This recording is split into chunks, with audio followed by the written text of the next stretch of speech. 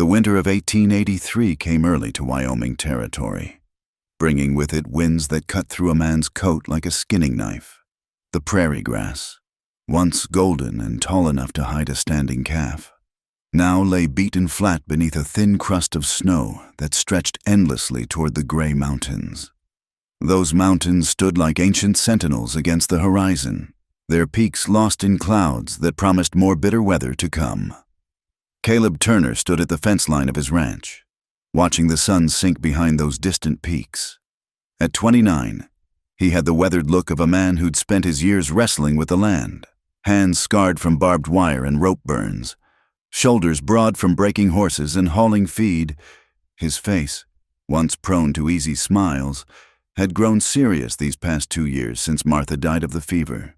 The emptiness of the ranch house behind him seemed to grow larger with each passing season. The Turner Ranch wasn't much to look at.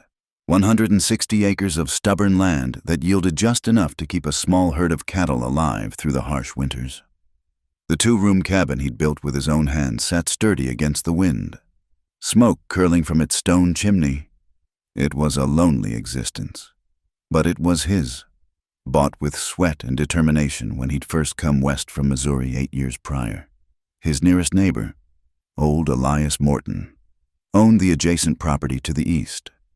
Morton had been there longer than anyone could remember, his place marked by a sagging barn and a house that seemed to lean more with each passing year. Folks in town said Morton had come out during the gold rush days of '49, though he'd never struck it rich like some. Instead, he'd settled on ranching, living alone like a hermit, rarely coming to town except for supplies.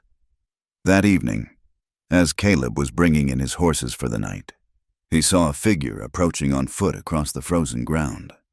It was unusual enough to see anyone out here, 5 miles from the nearest town, but to see someone walking in this weather set Caleb on edge.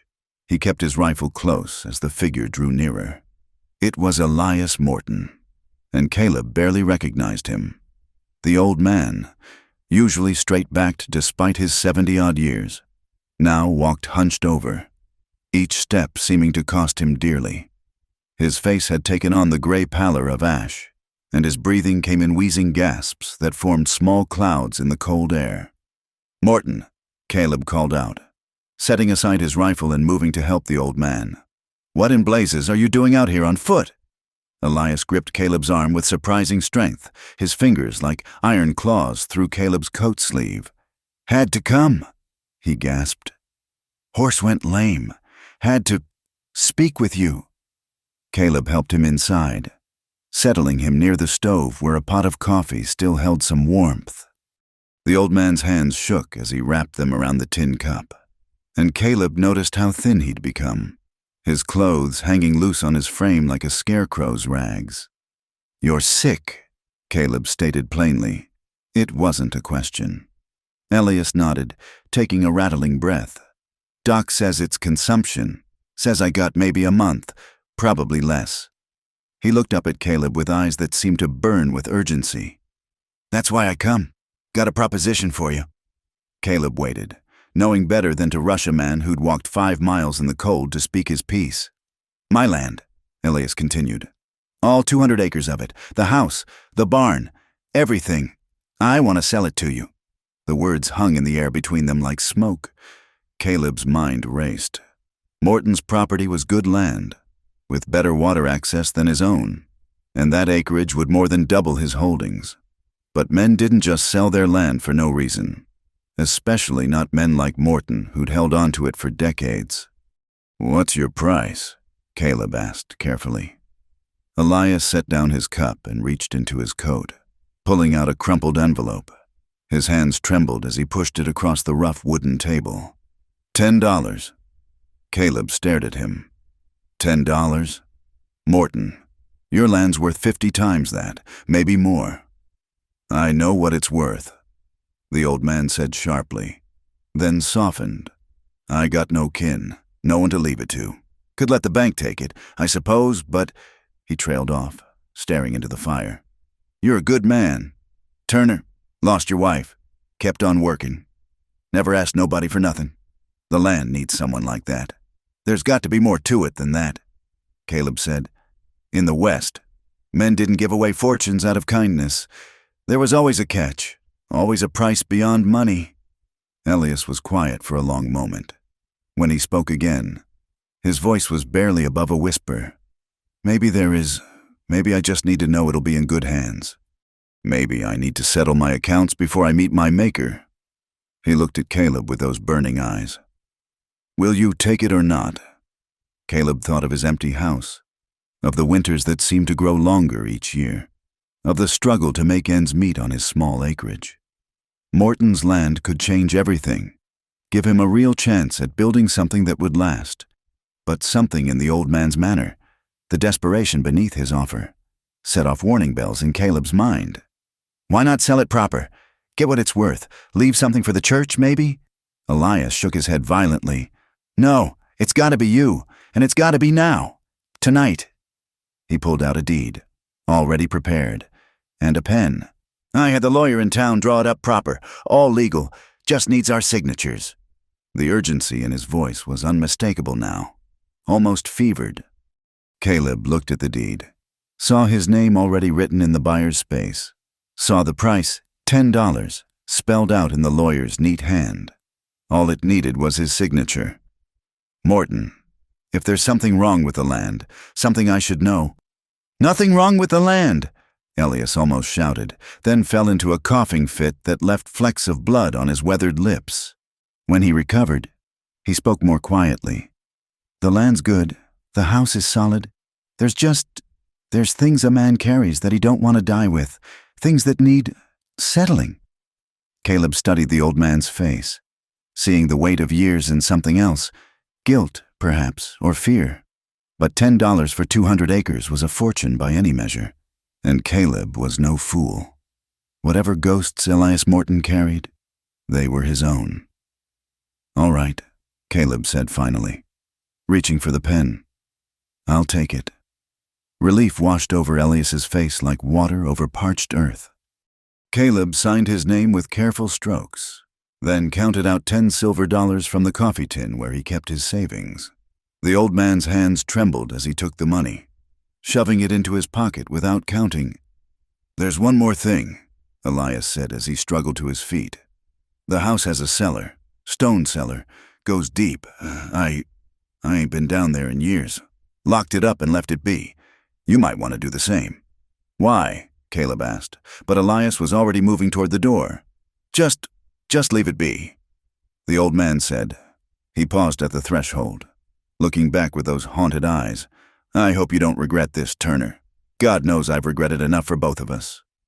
Then he was gone, shuffling out into the cold night.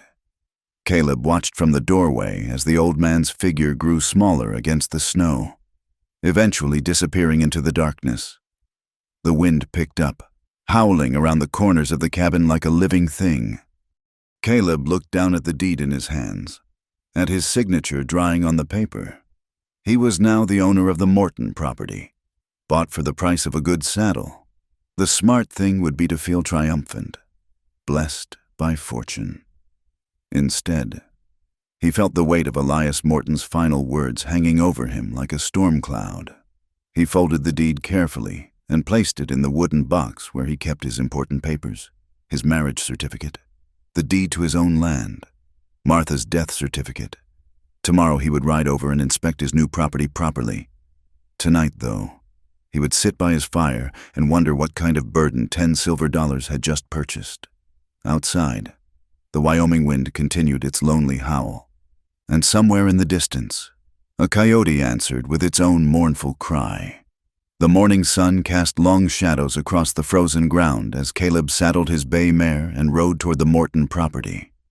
The deed in his coat pocket seemed to weigh more than paper should, pressing against his ribs with each movement of the horse. He'd spent a restless night, Elias Morton's parting words echoing in his mind like a curse. The boundary between his land and Morton's was marked by a fallen cottonwood, its massive trunk bleached white by years of sun and snow. As he crossed this natural border, Caleb felt a strange sensation, as if he were stepping from one world into another.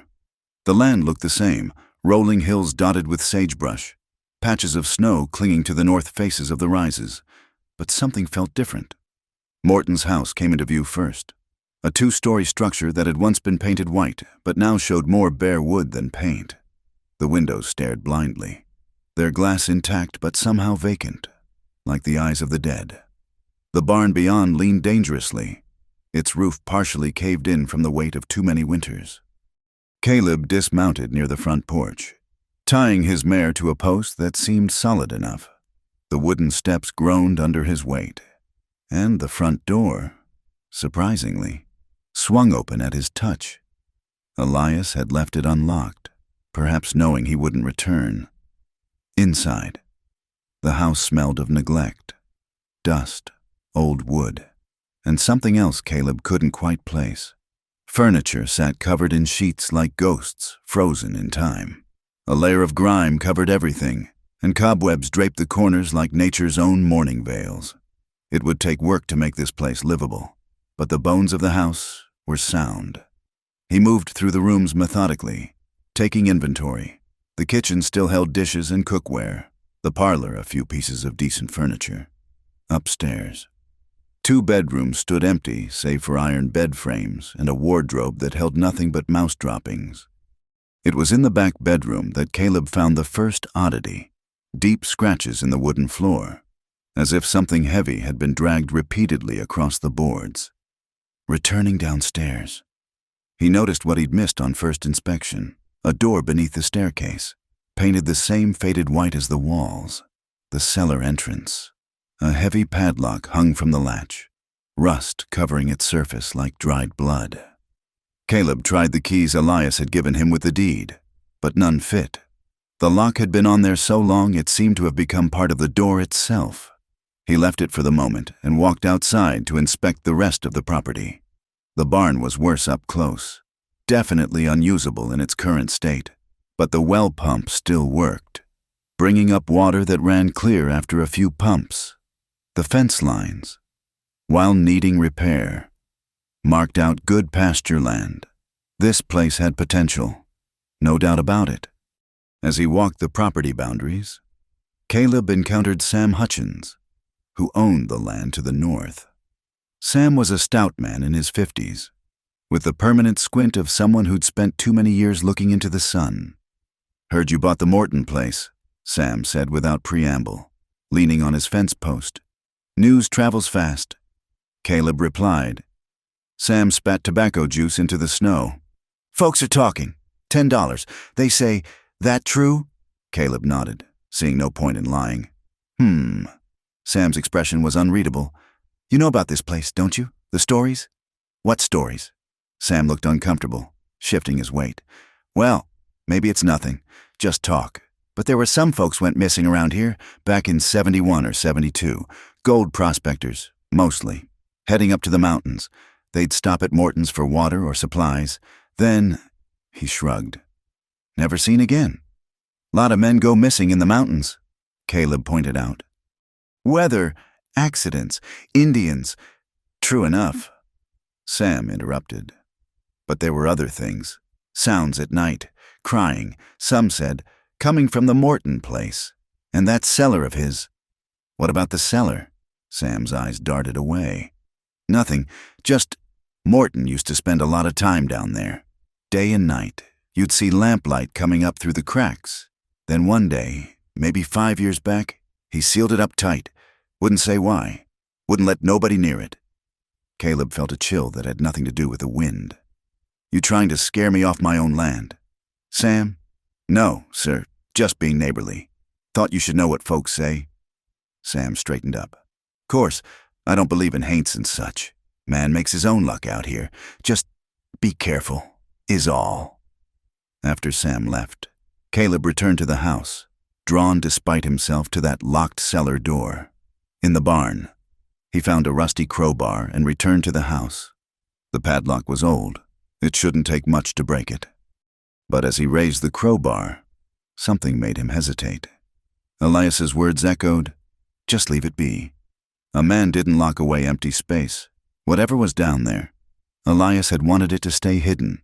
But Caleb Turner was now the owner of this property. Every inch of it. and he'd be damned if he'd live above secrets. The lock broke on the third strike, falling away with a clatter that seemed too loud in the empty house. The door swung inward, revealing wooden steps that descended into darkness. A smell rose up, damp earth, stone, and something else, something metallic and old. Caleb lit a lantern he'd found in the kitchen and started down. The steps were solid, though they creaked with age. The cellar walls were stone, fitted together without mortar in the old way. It was larger than he'd expected, extending beyond the footprint of the house. Root vegetables bins lined one wall, long empty. Shelves held glass jars of preserves so old their contents had turned black. But it was the floor that made Caleb's blood run cold.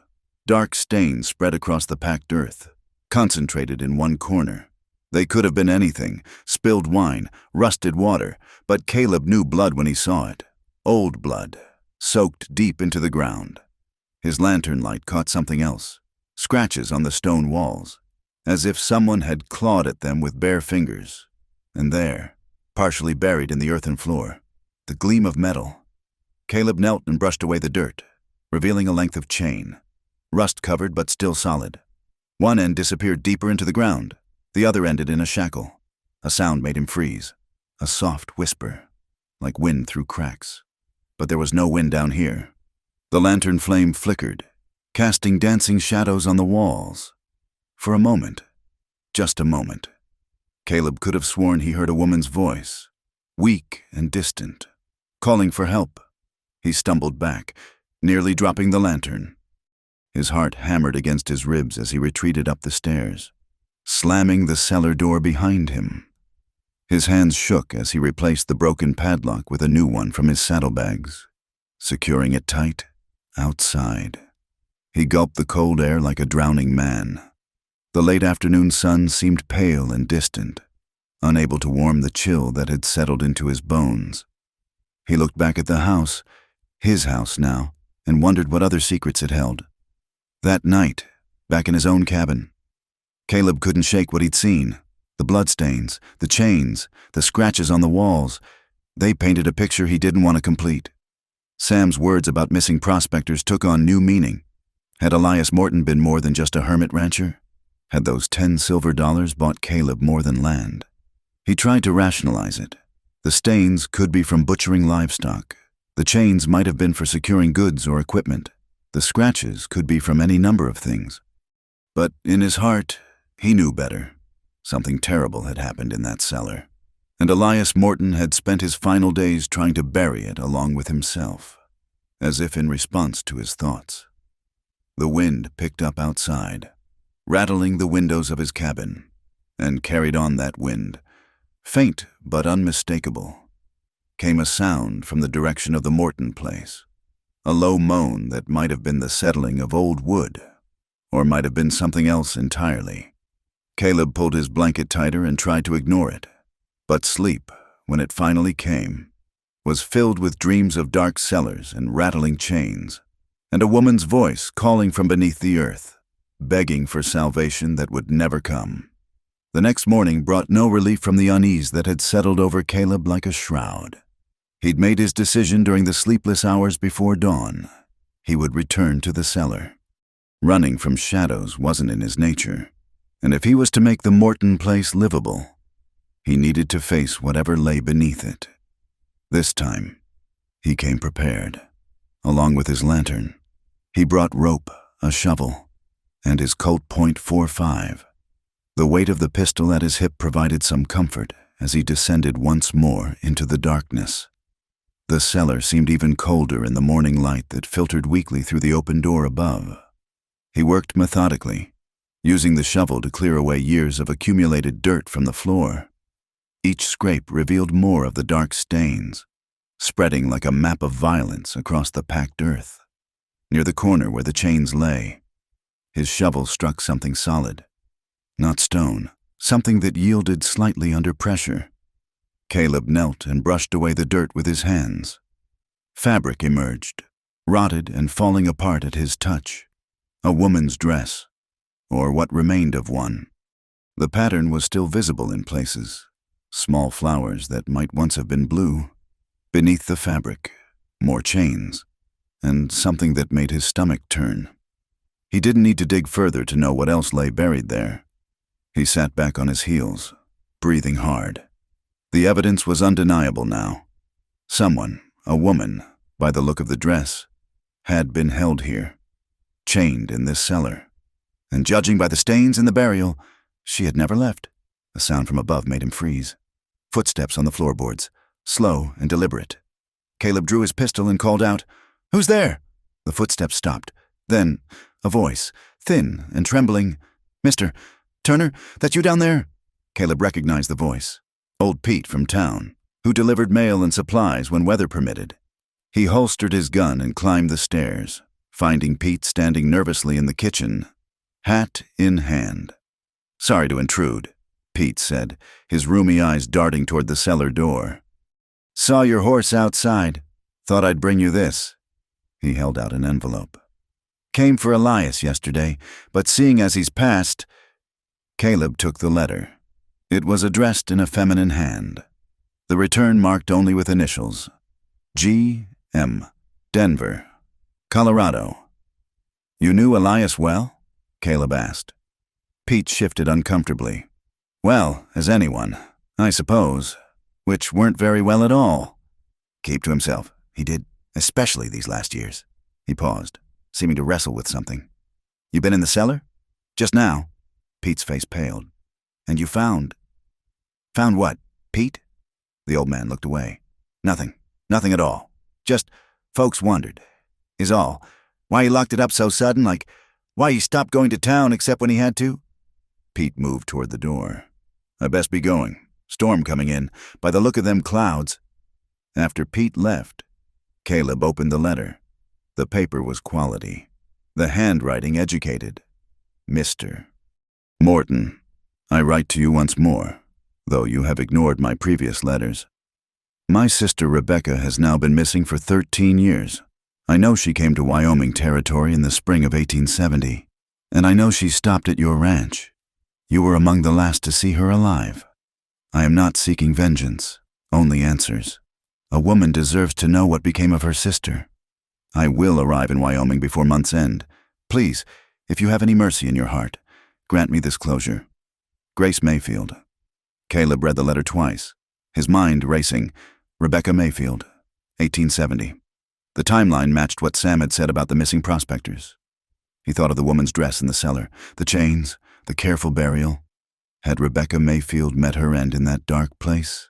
The storm Pete had predicted arrived by afternoon, a howling blizzard that turned the world white and trapped Caleb at the Morton place. He'd brought supplies, planning to start cleaning the house, but found himself drawn repeatedly to that letter and what it implied. As darkness fell and the storm raged, he made a fire in the parlor fireplace and settled in for the night. The house groaned and settled around him, each sound amplified in the emptiness. He'd barred the cellar door with a heavy timber, but that didn't stop the unease that crept up his spine like cold fingers. It was near midnight when he heard it, a sound distinct from the storm, a rhythmic tapping, like fingernails on wood. It seemed to come from beneath the floor, from the cellar. Tap, tap, tap. Pause. Tap, tap, tap. Caleb sat up, hand on his pistol. The sound came again, more insistent. He told himself it was the storm, a loose board, anything but what his mind suggested. But when a low moan drifted up through the floorboards, he could no longer pretend. He lit his lantern and approached the cellar door. The timber barrier remained in place, but the tapping continued, now accompanied by what sounded like whispers. Words he couldn't quite make out, but unmistakably human in cadence. "Who's there?" he called, though he knew no living person could be in that cellar. The sounds stopped immediately, as if whatever made them had heard his voice. The silence that followed was somehow worse than the noise. Caleb stood there, lantern raised, waiting. Then, so faint he might have imagined it, a woman's voice drifted up. "Help! Me!" Every instinct told him to flee, to brave the storm rather than stay another moment in this house of horrors. But something else, perhaps foolish bravery or stubborn curiosity, made him remove the timber and open the cellar door. The lantern light revealed nothing unusual. the same stone walls, the same earthen floor with its terrible stains. But the air felt different, charged with a presence he couldn't name. He descended slowly, pistol drawn, though he knew it would do no good against whatever haunted this place. In the corner where he'd found the dress, the earth had been disturbed. Not from above, from below, as if something had tried to claw its way out.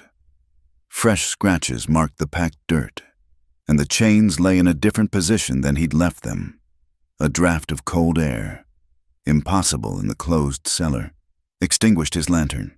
In the darkness, Caleb heard breathing that wasn't his own, felt a presence moving in the blackness. Terror seized him, primal and overwhelming. He stumbled backward, finding the stairs by memory and instinct. Fleeing up into the house, he relit the lantern with shaking hands and didn't stop moving until he was outside. Storm be damned. The blizzard hit him like a physical blow, but he welcomed its harsh reality after the supernatural horror of the cellar. He fought his way to the barn, where his horse waited, and huddled there through the long night, pistol in hand, watching the house through the swirling snow. In the barn, he found more than shelter. Hidden beneath old hay in the loft, wrapped in oilcloth, was a journal. Elias Morton's journal. By the look of the handwriting, Caleb opened it with trembling fingers, reading by lantern light while the storm raged outside. The entries began innocuously enough, notes about cattle prices, weather, the daily business of ranching. But as Caleb read on, the tone changed.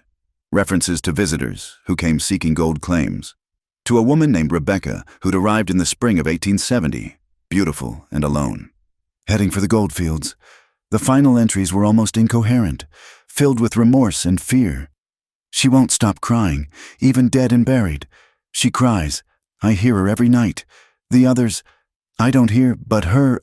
God forgive me. What I'd done for gold that weren't even mine to take. The cellar knows. The cellar remembers. I've locked it away, but it don't matter. She's down there still, waiting. Waiting for what? Justice? Vengeance? I'm dying, and still she waits. Caleb closed the journal.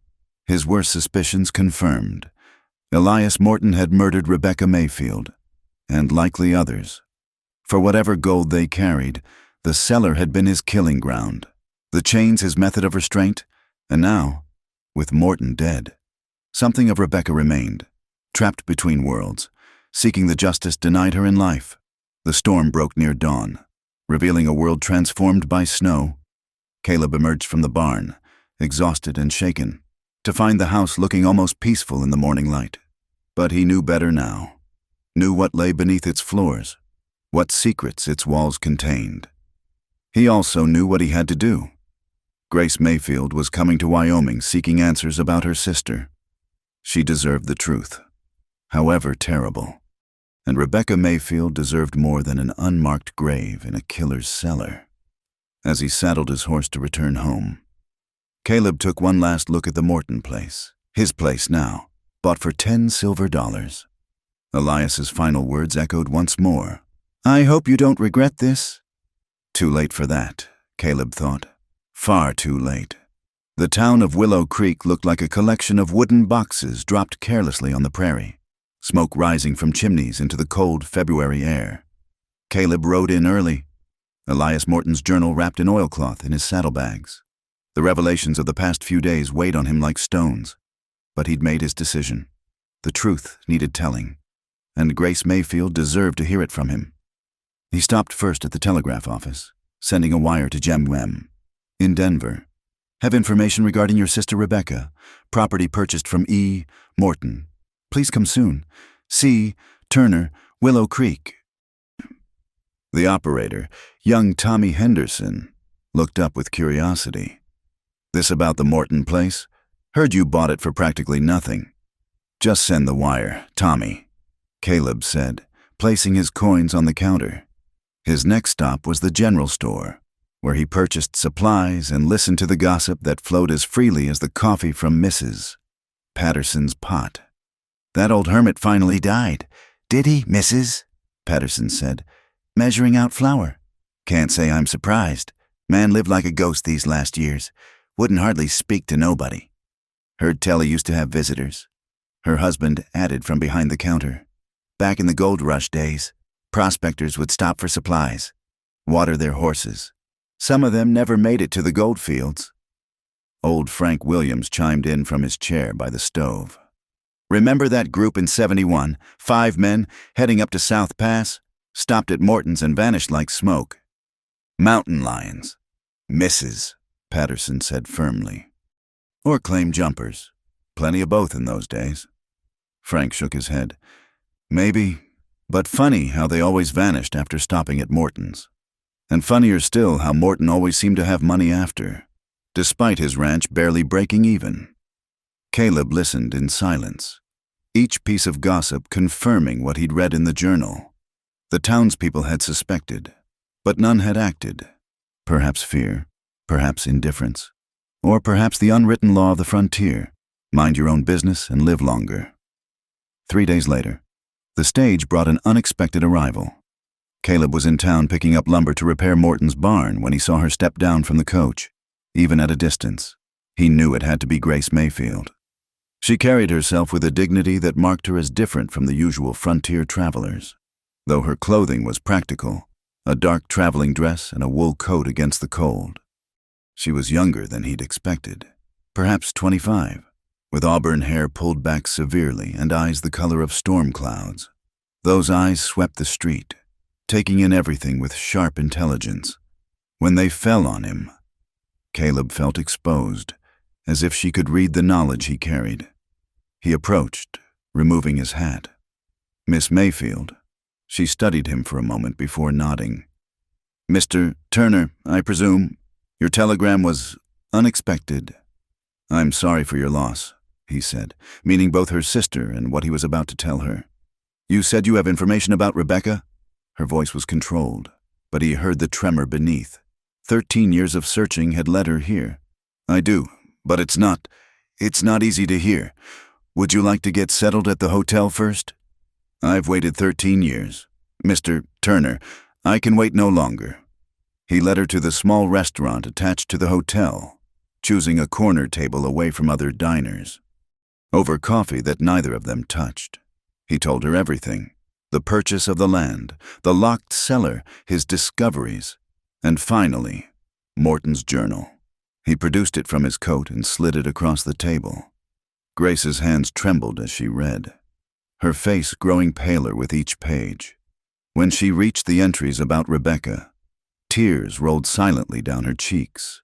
She read Morton's confession twice, then closed the journal and stared at the scarred wooden table. I knew, she whispered. In my heart, I knew she was dead, but I hoped, God help me, I hoped I was wrong. I'm sorry, Caleb said, the words inadequate. She was so determined. Grace continued, as if he hadn't spoken.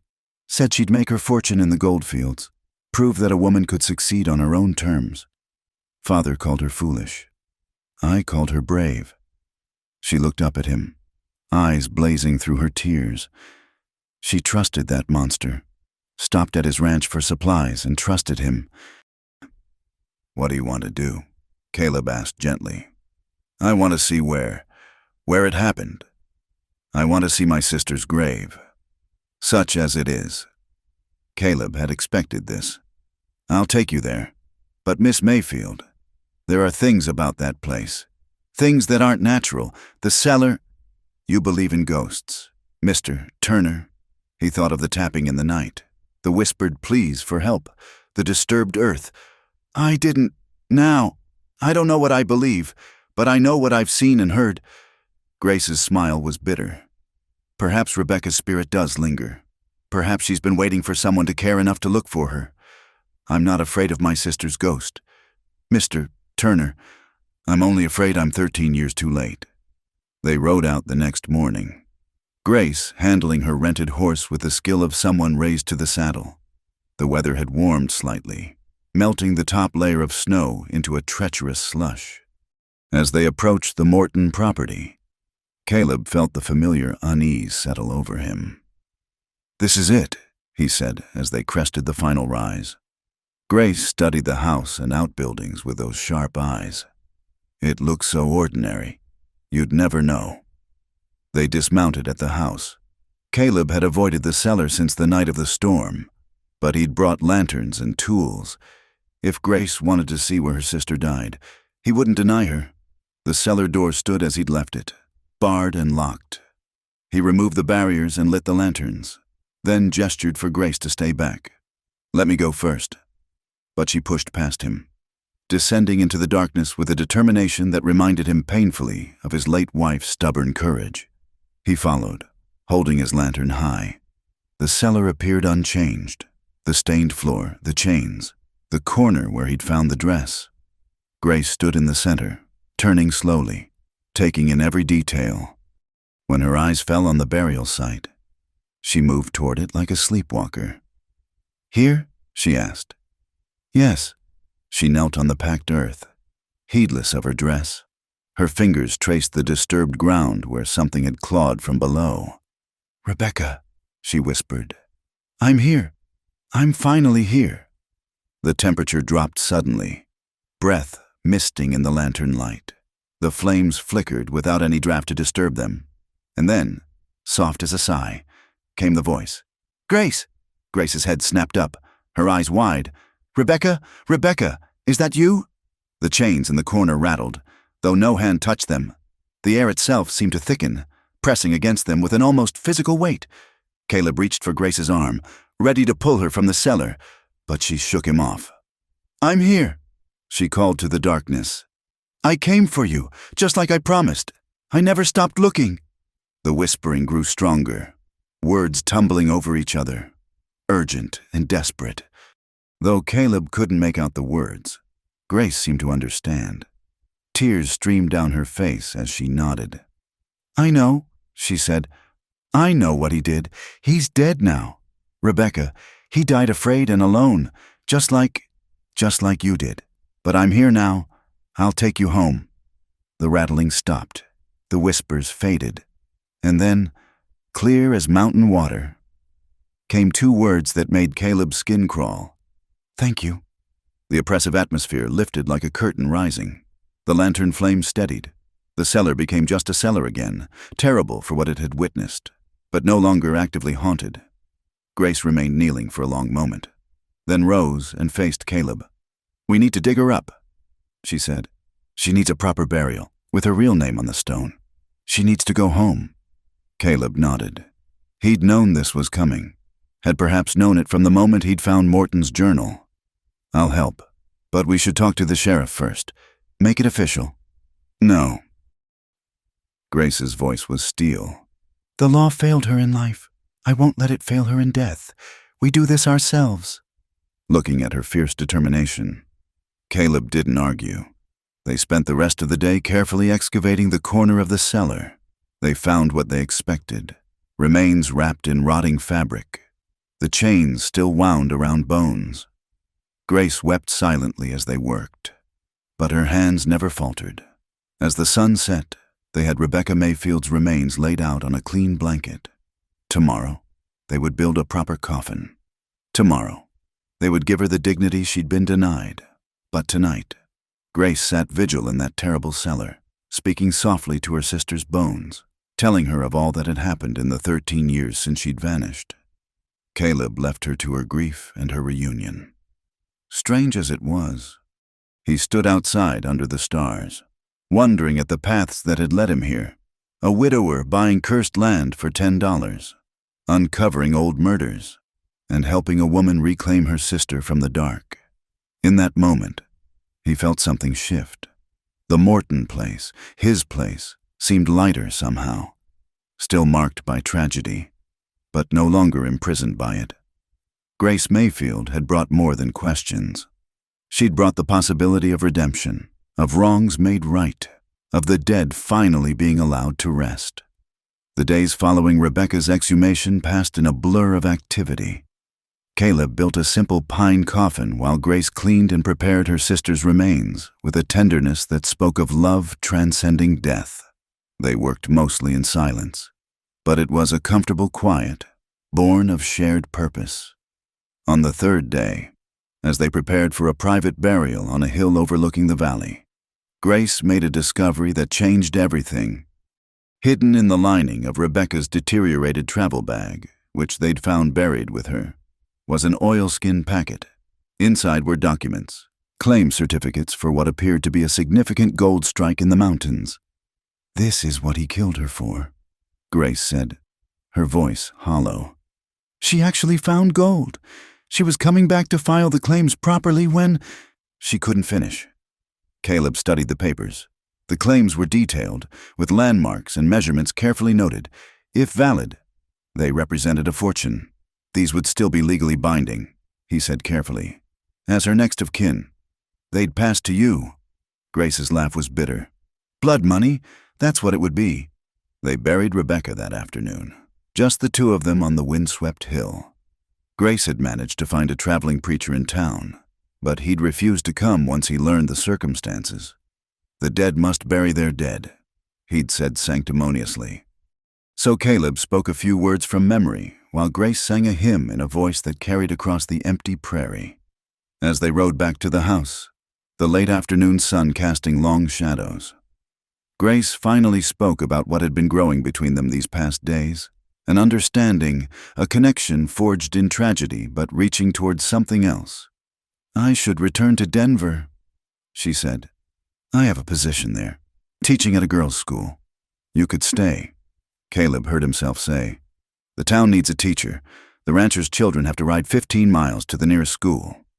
She looked at him then, really looked at him, and he felt exposed under that gray gaze. "Is that the only reason you want me to stay?" He thought of Martha, dead these 2 years, and the loneliness that had settled into his bones like winter cold.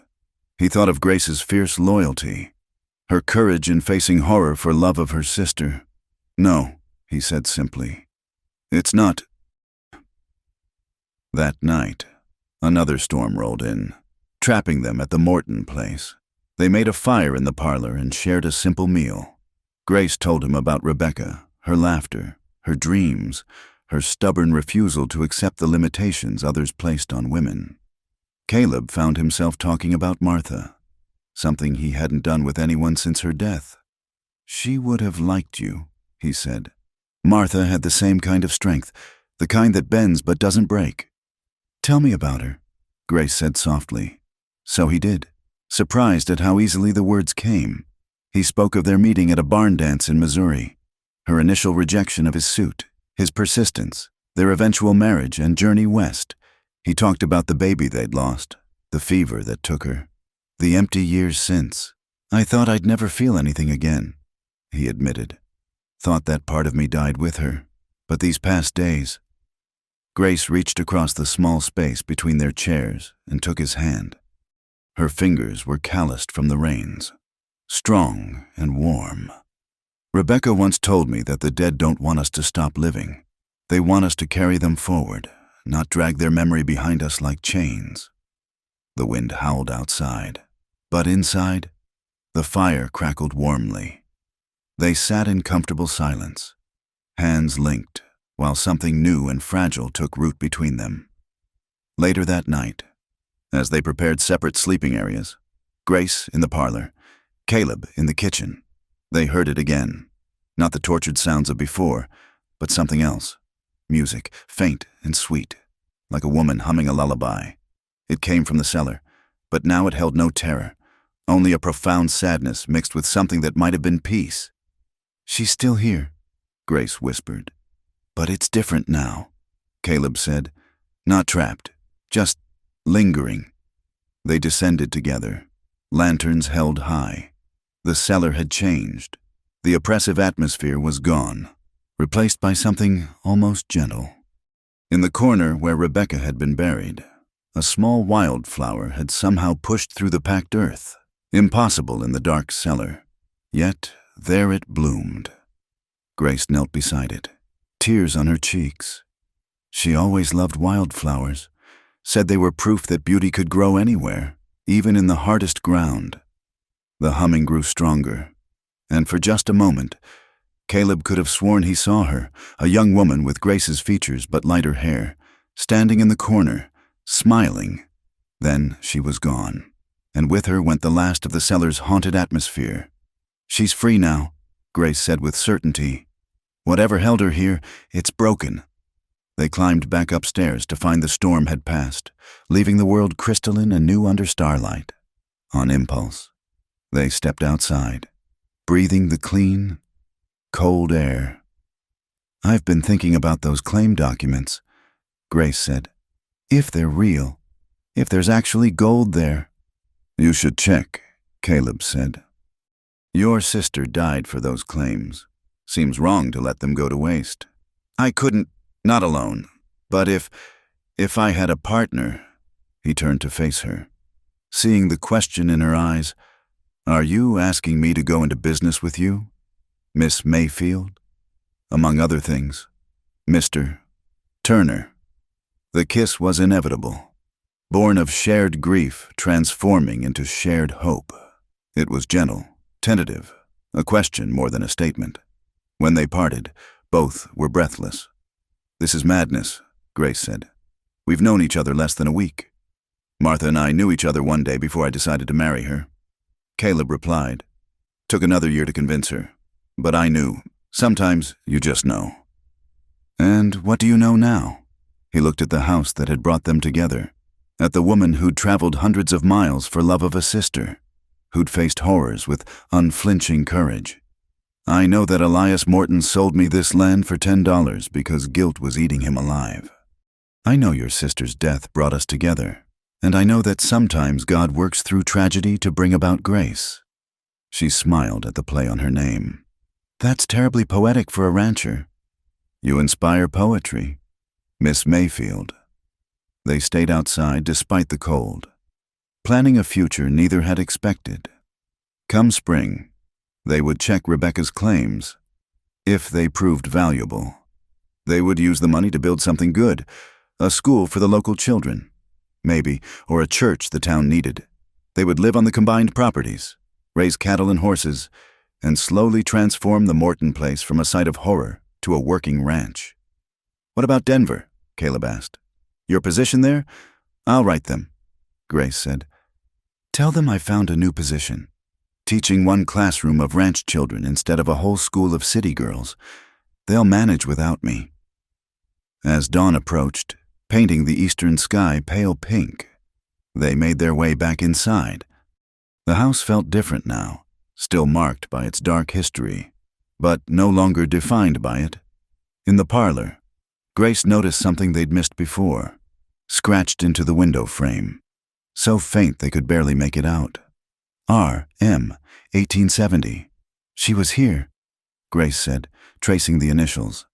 Before she stood right here, looking out at the same view we're seeing now, probably planning her future. Caleb said, all the things she'd do with her gold. And now we're planning ours, Grace said. It's strange, isn't it? How endings can become beginnings. Caleb drew her close, feeling the solidness of her, the warmth. Outside, the sun broke fully over the horizon, flooding the room with light. Somewhere in that light, he could almost imagine Rebecca Mayfield finally at peace. Her story told, her death avenged not through violence, but through love. I should take you back to town, he said. People will talk if you stay out here longer. Let them talk, Grace said. I've spent too many years caring what people think. Rebecca never did, and maybe she had the right idea. But propriety won out, and by full daylight, they were riding back to Willow Creek, side by side, planning the practical details of a life together. The hotel, the preacher, the legal matters of combining properties, the mundane details that would transform two separate griefs into one shared future, behind them. The Morton place stood silent in the morning sun, its cellar no longer a tomb but merely a root cellar, its rooms no longer haunted but simply empty, waiting to be filled with new life, and somewhere on the wind, so faint it might have been imagination, came the sound of a woman's laughter, free at last, blessing what grew from the soil of her tragedy. The revelation came on a cold March morning when the last of the winter snow was melting into muddy rivulets. Grace and Caleb had spent weeks preparing for their journey to verify Rebecca's gold claims, gathering supplies and studying the landmarks noted in her documents. But first, They decided to thoroughly search the cellar one final time, ensuring nothing else remained hidden. It was Caleb who noticed the irregularity in the stone wall, a section where the mortar seemed newer, less weathered than the rest. Using his knife, he worked at the edges until a stone came loose, revealing a hidden niche behind. Inside, wrapped in decaying leather, was another journal. This one belonged to Rebecca Mayfield. Grace's hands trembled as she opened it, her sister's neat handwriting still legible despite the years. They sat on the cellar steps, reading by lantern light as Rebecca's story unfolded in her own words. May 15th, 1870. Stopped at the Morton Ranch today. Mr. Morton seems kindly enough, though there's something in his eyes that unsettles me. He's offered lodging for the night. I accepted, though perhaps I shouldn't have. May 16th. I should have trusted my instincts. Woke to find Morton going through my bags. When I confronted him, his mask slipped. I'm locked in this cellar now. He knows about the gold. How? I told no one, but he knows. The entries grew more desperate as days passed. Rebecca wrote of others held in the cellar before her, prospectors who disappeared, their names scratched into the stones. She wrote of Morton's visits, his questions about the gold's location, her refusal to tell him. May 20th. He's growing impatient. I've hidden this journal and the real claim documents in the wall. The papers he'll find in my bag are false, leading nowhere. If anyone finds this, know that the gold lies at Twin Eagle Peak, where the rivers fork beneath the shadow of the rock that looks like a bear's head. I pray someone worthy finds it. May 21st. I hear him coming with the chains. I'm afraid this will be my last entry. Grace, if you ever read this, know that I love you. Don't mourn too long. Live for both of us. Grace sobbed openly as they read the final entry. Caleb held her, his own eyes burning with unshed tears. The courage of Rebecca Mayfield, facing death yet still protecting her secret, still thinking of her sister, was humbling. She fooled him, Grace said when she could speak again. The claims we found were false. She died rather than give him the real location. They searched the niche again and found another oilskin packet, this one containing the true claim documents and a detailed map. The location was different from the first set, more remote, more carefully described. Rebecca had been thorough, even in her desperation. That evening, back at Caleb's ranch, they made their plans. The false claims had been in an area known for played-out mines, which explained why Morton had apparently never found anything. But the real location matched reports of recent strikes in the high country. We should go soon, Caleb said, before the spring floods make the mountain passes impossible.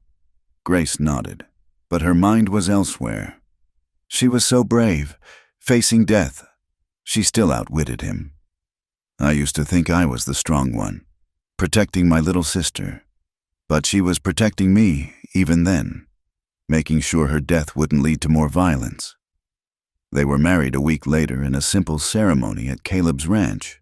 Sam Hutchins and his wife served as witnesses, and even skeptical Pete attended, offering awkward congratulations.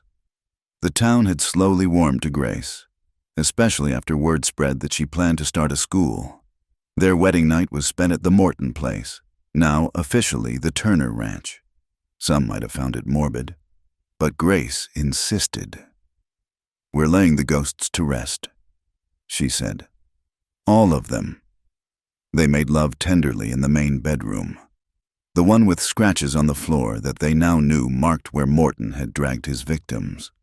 But instead of horror, they consecrated the space with love, with hope for the future. And in the morning, when soft laughter seemed to drift up from the cellar, it sounded like blessing, not haunting. 2 weeks later, they set out for the mountains, following Rebecca's map. The journey was arduous. Spring in the Rockies meant unpredictable weather, swollen streams, and paths that were more suggestion than reality. But Rebecca's directions were precise, each landmark exactly where she'd marked it. They found Twin Eagle Peak on the 4th day, its distinctive double summit unmistakable. Below it, the river did indeed fork, and there, weathered but still recognizable, stood a rock formation that looked remarkably like a bear's head in profile. "This is it," Grace breathed. The claim site was tucked into a sheltered valley, protected from the worst of the weather. And there, in a small cave Rebecca had carefully concealed, they found evidence of her work. Mining tools wrapped in oilcloth, core samples, and yes, gold. Not loose nuggets like in the tall tales, but a vein of ore running through the rock face, glinting dully in their lantern light. Caleb had some mining experience from his younger days, enough to recognize the significance of what they'd found. "This is a major strike," he said. "Properly worked, this could yield thousands, maybe tens of thousands." Grace touched the rock face where her sister's pick marks were still visible. She found it. She actually found it, all on her own, when everyone said a woman couldn't survive in the gold fields. They spent 3 days properly surveying the claim, updating the documentation, and gathering samples. The legal technicalities would need sorting. Claims had to be worked to remain valid. But Caleb was confident they could establish Grace's ownership as Rebecca's heir. On their last night in the mountains, sitting by their campfire under a canopy of stars, Grace made a decision that would define their future. "I don't want to mine it," she said. "Not all of it, just enough to build the school, to help the community. The rest, let it stay where it is. Rebecca kept it secret even unto death. Maybe that means something." Caleb studied his wife's face in the firelight. "It's a fortune. We could be rich, move to Denver or San Francisco, live in luxury." "And then what? Become like Morton, consumed by gold fever? No." She pulled her knees to her chest, looking younger than her years. "I've seen what gold does to people. It killed my sister. It turned Morton into a monster. I won't let it define us." "Then what do you propose?" "We take what we need, no more. We use it to build something good, the school, a proper church, maybe a hospital. We make Rebecca's death mean something beyond revenge or riches." Caleb took her hand. Martha would have said the same thing. She always said the land was wealth enough if you worked it right. They returned to Willow Creek with their samples and documents, filing the claims properly but quietly. Word would get out eventually. Word always did, but for now, they had time to prepare. The assayer's eyes widened when he tested their samples. "High-grade ore," he confirmed. "Very high-grade. You're sitting on a fortune, Mrs. Turner." But Grace and Caleb had already made their choice. They would extract enough to fund their projects, to secure their future and help their community. The rest would remain where Rebecca had left it, a monument to one woman's courage and another's wisdom.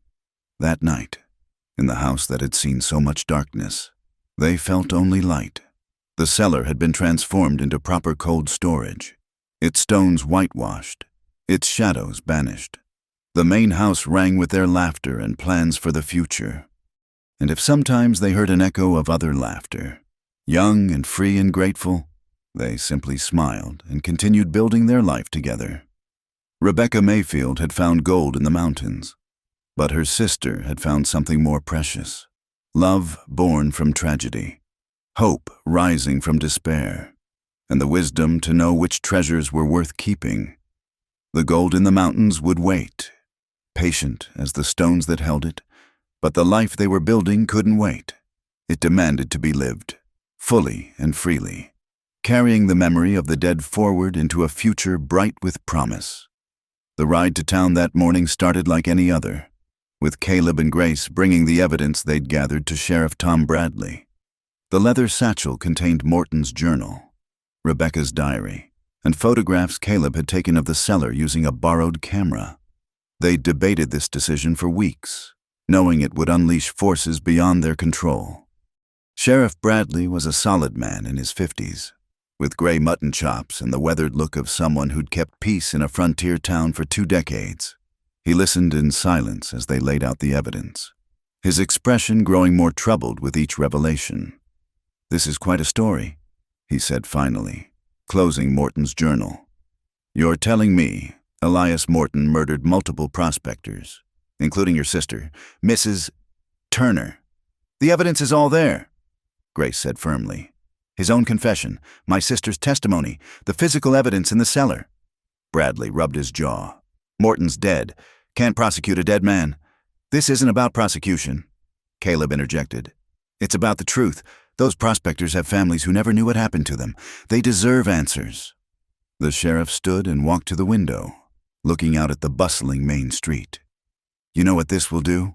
Morton was respected here. His family founded this town. There's a Morton Street, for God's sake. Respected built on blood, Grace said. Maybe so, but the living have to go on living here. You stir this up, you'll divide the town.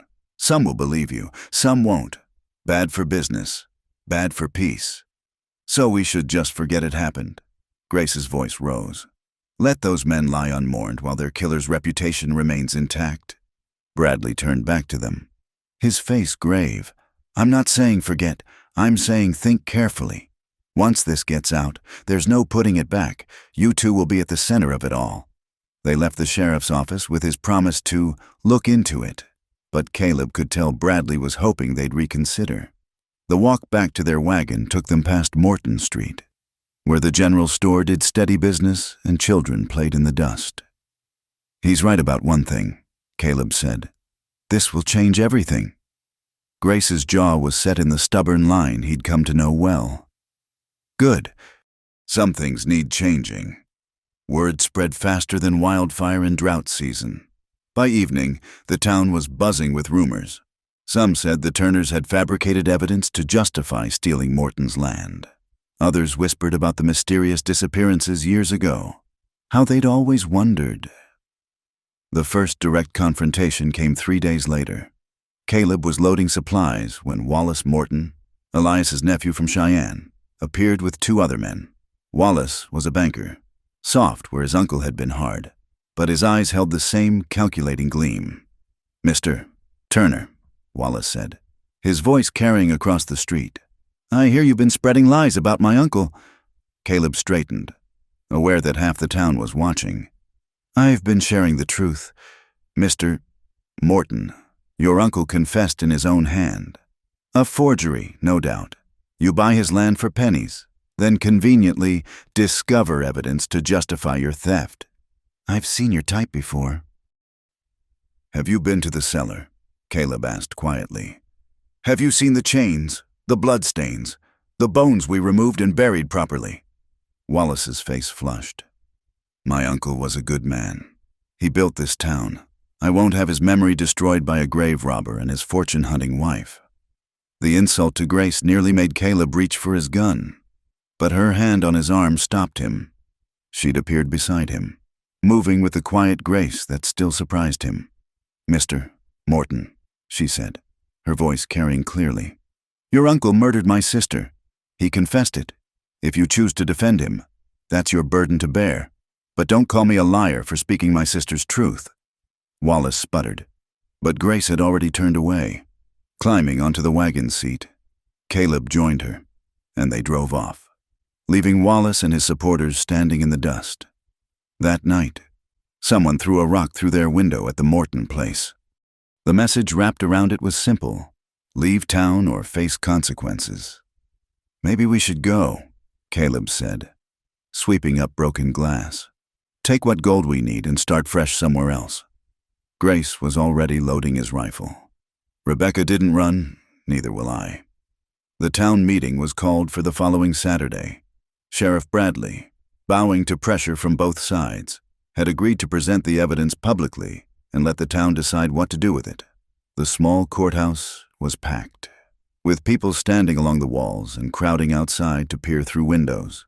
Bradley presented the case methodically, reading excerpts from both journals, showing the photographs, describing what had been found.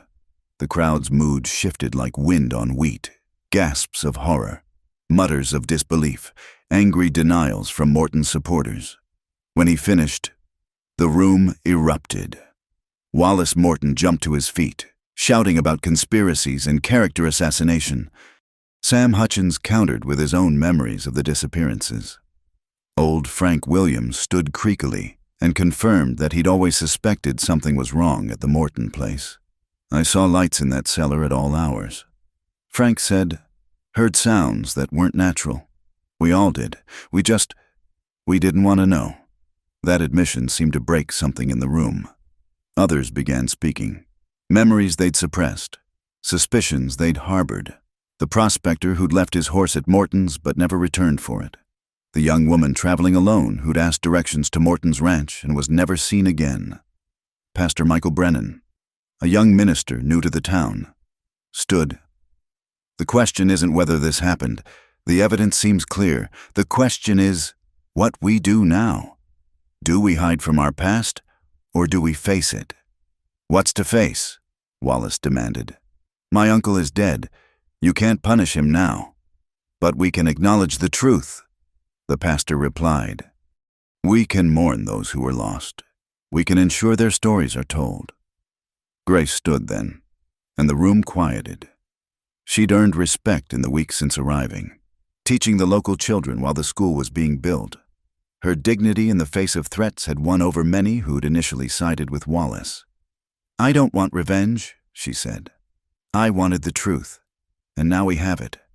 What I propose is this. We hold a memorial service for all those who disappeared. We put up a stone with their names. We acknowledge what happened, and we move forward. Not in division, but in truth. The debate continued for hours, but gradually, the tide turned. Too many people had memories, suspicions, pieces of a puzzle they'd been afraid to assemble. When Sheriff Bradley finally called for a vote on whether to accept the evidence as true, the ayes overwhelmed the nays. Wallace Morton left in fury, vowing legal action. Others of Morton's supporters followed.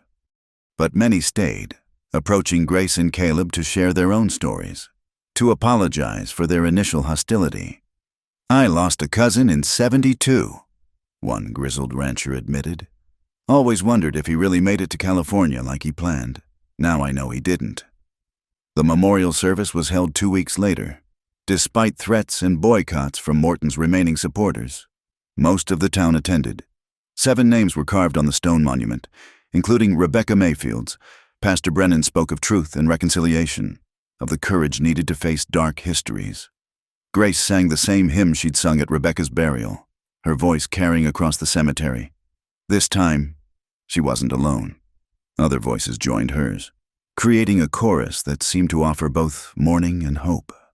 As they walked home afterward, Caleb noticed Grace touching her stomach in the way Martha had when she'd been carrying their child. Grace? He asked. She smiled, tears and joy mixing on her face. I wanted to wait until today was over to tell you, but yes, we're going to have a baby.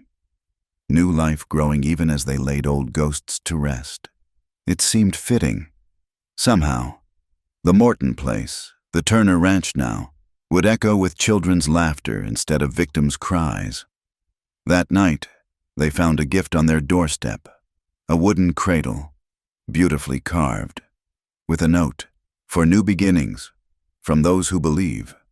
It wasn't signed, but the gesture spoke volumes. The town was healing, choosing truth over comfortable lies. In the cellar, now clean and bright with whitewash and lanterns, Grace set up preserving supplies for the coming harvest. The chains were gone, melted down and donated to the church bell fund. The bloodstains had been scrubbed away. Only the memory remained. And even that was transformed, from horror to history, from secret shame to acknowledged truth. The morning of late March brought a sun so brilliant it transformed the lingering snow into millions of diamonds scattered across the Wyoming landscape. The mountains stood sharp against a sky so blue it hurt to look at, their peaks catching the light like beacons of hope. Winter was finally releasing its grip, and with it came the promise of renewal. Caleb stood on the porch of what had once been the Morton place, watching Grace tend to the early vegetables she'd planted in raised beds near the house. Her movements were careful now, mindful of the life growing within her. The simple gold band on her finger caught the sunlight as she worked, a reminder of the vows they'd made and the future they were building. The transformation of the property had been remarkable.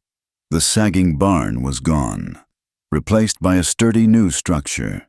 The house had been repaired and painted a cheerful white with blue trim, Grace's choice. Where the old cellar entrance had been, they'd planted a garden, as if beauty could grow from the soil of old sorrows. "Letter from Denver," Grace called, holding up an envelope as she walked toward him. He met her halfway, noticing how the morning light caught the auburn in her hair. The letter was from her former employer at the girls' school, probably another plea for her to return. She'd received several such letters, each more urgent than the last. Grace read it quickly, then smiled. "They've found a replacement, a young woman from Boston, full of new ideas. They wish us well." She folded the letter and tucked it into her apron. "That chapter is truly closed now." "Any regrets?" Caleb asked, though he knew the answer. "How could I regret this?" She gestured at the ranch, the mountains, the life they were creating. "Rebecca would be so proud. We've taken something born of darkness and brought it into the light." The sound of approaching horses drew their attention. 3 riders were coming up the trail, and Caleb recognized Sheriff Bradley's distinctive gray mare. The other 2 riders were strangers, a man and woman, well-dressed despite the dust of travel. "Mr. and Mrs. Turner," Bradley said as they reached the house. "These folks have come all the way from Minnesota. This is James and Mary Crawford. They believe their son William might have been one of Morton's victims." The Crawfords were in their 60s, worn by years of not knowing. Mary Crawford's eyes were red-rimmed, but there was steel in her spine as she dismounted. "We read about the memorial service in the newspaper," James Crawford said. "Our William left for the goldfields in 1871. Last letter we got. He was planning to stop at a ranch near Willow Creek for supplies." Grace stepped forward, taking Mary's hands in hers. "Come inside. Tell us about William." Over coffee and Grace's fresh bread, the Crawfords shared their story. William had been their youngest, full of dreams and adventure. 22 years old, with his father's dark hair and his mother's blue eyes. He'd written faithfully until that last letter, then nothing. "We hired detectives," Mary said. "Sent inquiries to every town between here and California. It was like he'd vanished into thin air." Caleb retrieved Morton's journal and Rebecca's diary, finding the entries from 1871. There, in Morton's cramped handwriting, was a reference to W. Crawford. Young fool had nearly $200 in gold coin, disposed of. Mary Crawford broke down at the confirmation she'd both sought and dreaded. James held her, his own tears falling silently. Grace and Caleb gave them privacy to grieve. Stepping out onto the porch. "How many more will come?" Grace wondered aloud. "As many as need to," Caleb replied. "That's part of the price of truth, bearing witness to others' pain." The Crawfords stayed for 3 days. On the 2nd day, Caleb took James to the hilltop cemetery where the memorial stood. The older man ran his fingers over the carved names, stopping at the blank space they'd left for unknown victims. "Could you add William's name?" he asked. "William James Crawford, 1849 to 1871, beloved son." "We'll see it done," Caleb promised. Mary spent time with Grace, finding comfort in another woman who'd lost family to Morton's evil. They walked the property, Grace showing her the gardens, the new barn, the plans for the school. "You're making something beautiful here," Mary observed. "From such sorrow, you're creating hope." "It's what the dead would want," Grace replied. "For us to live fully, to honor them by building something better." On their last morning, the Crawfords insisted on contributing to the school fund. William loved learning, Mary explained. He'd want to help other young minds grow. As they prepared to leave, Mary embraced Grace tightly. "Thank you for not letting them be forgotten, for having the courage to speak truth." After they'd gone, Caleb found Grace in the garden, planting wildflower seeds along the fence line. "For Rebecca," she explained, "and for William, and all the others. So there will always be beauty here." That afternoon brought unexpected visitors of a different sort. A small convoy of wagons approached, filled with lumber, stone, and building supplies. Sam Hutchins led the group, accompanied by a dozen other ranchers and townspeople. "Figured it was time to start on that school," Sam announced. "Can't have misses. Turner teaching in a barn forever. Grace's eyes filled with tears as the community she'd helped heal now came to help her build. They worked through the afternoon, laying foundation stones where the old Morton barn had stood. Even some who'd initially opposed them came to help, the act of building together, bridging old divisions. As the sun began to set, painting the sky in shades of rose and gold, Grace stood beside Caleb, watching their neighbors work. Her hand rested on her growing belly, feeling the first flutter of movement from the child within. "What are you thinking?" Caleb asked. "About Rebecca, about how she died alone in darkness, but how her death brought all this light, about Morton, consumed by greed, leaving only pain behind, and about us, taking that pain and transforming it into something good. He bought his neighbor's property for $10. Caleb quoted softly. "Entered the cellar and regretted it forever. That's what the gossips say in town." Grace smiled. "Let 'em. They don't understand. Yes, you found horror in that cellar. But you also found me. We found each other. And together, we found a way to transform a place of death into a place of life." As if in response to her words, a meadowlark began to sing from the fence post, its liquid notes carrying across the evening air.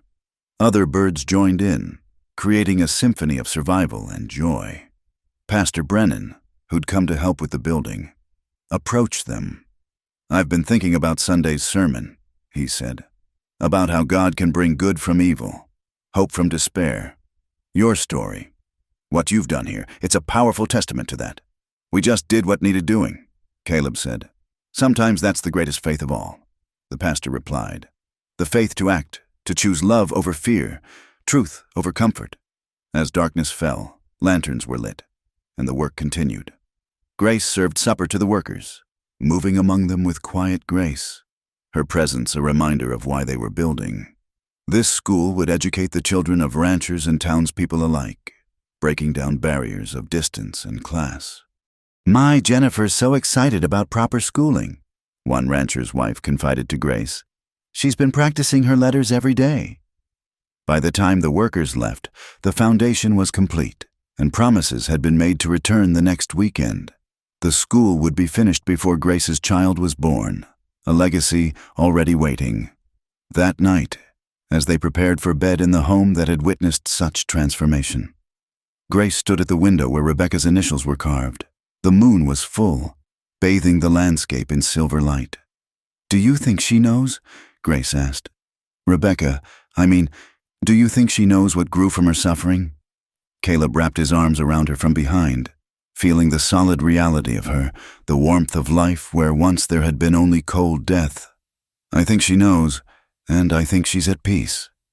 As if in answer, a warm breeze stirred the curtains, carrying the scent of the early wildflowers Grace had planted. Somewhere in that breeze, they could almost hear it, not the tortured cries of the past, but something else. Laughter, perhaps, or a sigh of contentment, the sound of a spirit finally free, blessing what had grown from the dark soil of tragedy. They stood together in the moonlight, looking out at the land that had brought them together. The land bought for $10 that had proven worth so much more, not in gold, though that too had played its part, but in the chance for redemption, for love, for building a future on the foundations of truth. Tomorrow would bring more work, the school to build, the ranch to run, the child to prepare for. There would be challenges. Certainly, Wallace Morton still threatened legal action. Some in town still resented the upheaval of comfortable lies. But tonight, in this moment, there was peace. Grace turned in Caleb's arms, her gray eyes bright with tears and joy. "No regrets?" she asked, echoing his question from that morning. "Never," he said, and sealed the promise with a kiss. Outside, the Wyoming night stretched endless and star-filled, holding in its vast embrace all the sorrows of the past and all the hopes of the future. And somewhere in that vastness, the spirit of Rebecca Mayfield finally rested, her sacrifice transformed into a legacy of love and truth that would endure long after the last snow melted from the mountains. The Morton place was no more. In its place stood the Turner Ranch, where life flourished, where children would learn, where love had conquered fear. The cellar that had held such darkness now stored preserves for winter, sustaining life instead of ending it. And in the spring of 1883, as wildflowers bloomed across the prairie and new life stirred in the earth, the transformation was complete, from tragedy to triumph, from death to life, from a story of horror to a testament of hope, all for the price of $10 silver and the courage to face the truth. Thank you for joining us around the Wild West Campfire for this tale of love, justice, and redemption in 1880s Wyoming. We'd love to hear where you're listening from, whether you're driving through the mountains, sitting by your own fireplace, or perhaps even somewhere in the great American West. Please subscribe to Wild West Campfire for more authentic frontier stories, and share your thoughts about Caleb and Grace's journey in the comments below. Until we meet again around the campfire, keep the spirit of the Old West alive in your hearts.